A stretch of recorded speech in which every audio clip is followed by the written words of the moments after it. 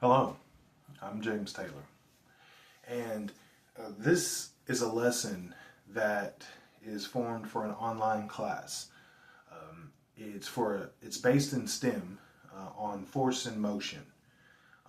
The way it's going to be based in STEM is that it is going to be online, but there's activities that's going to require them to do things slightly differently.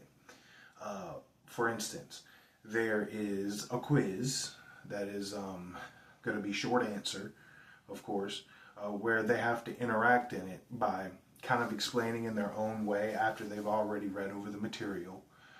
There's going to be a poll about midway through the assignment, just kind of getting a feel of how the students are interacting, cooperating with the material.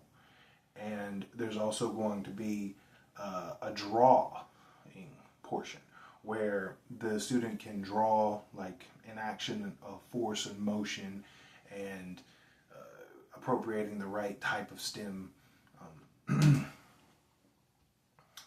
activities. So the way the differentiation is going to be in the assignment is I wanted to make it kind of like muscle confusion, right? So like when you're working out and you have muscle confusion, you want to get in shape, you have to do muscle like confusion. So you're basically doing push-ups one day, sit-ups another day, and you're just like doing different types of workouts every day. That way your body doesn't get conformed and used to a certain level of production or a certain type of production. And you can actually, your muscles will stop growing at that point, right? Because it's not being challenged in any other type of way. So the same thing is for your brain. Your brain is a muscle, right? The only difference is the type of working out it does is not physical, it's mental. It's thinking, and a critical thinking at that. So by bringing an assignment where there's multiple different parts, small, short, little, like, oh, here's a quiz here, here's a short answer here, here's a a question here, and here's an activity there.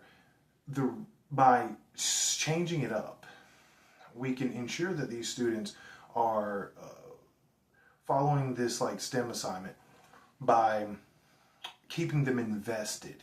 Okay, that's going to be the biggest problem with online schooling, is keeping a student invested, keeping them like active and keeping them engaged in the material. That's the biggest challenge in any online class. Okay, because as an online student and an online teacher, I can tell you it's hard to stay invested in your material, especially when it's just not a subject that they're normally invested in.